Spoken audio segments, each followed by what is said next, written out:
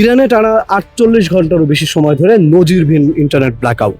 দেশের প্রায় সব এলাকায় অনলাইন যোগাযোগ কার্যকর বন্ধ হয়ে পড়েছে। সোমবার 2 মার্চ এর তথ্য জানায় লন্ডন ভিত্তিক সংবাদ মাধ্যম ইরান ইন্টারন্যাশনাল।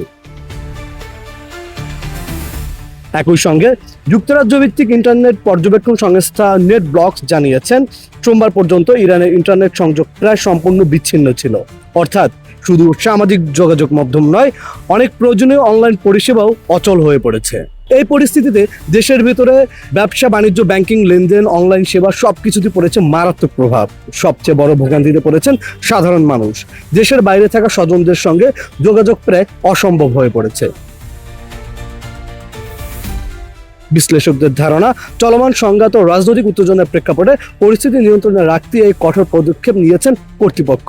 তবে দীর্ঘস্থায়ী ব্ল্যাকআউট জনমনে আরো উদ্বেগ ও অনিশ্চয়তা তৈরি করেছে। ইরানে ইন্টারনেট কবে স্বাভাবিক হবে এ বিষয় নিয়ে এখনো কোনো স্পষ্ট ঘোষণা নয়।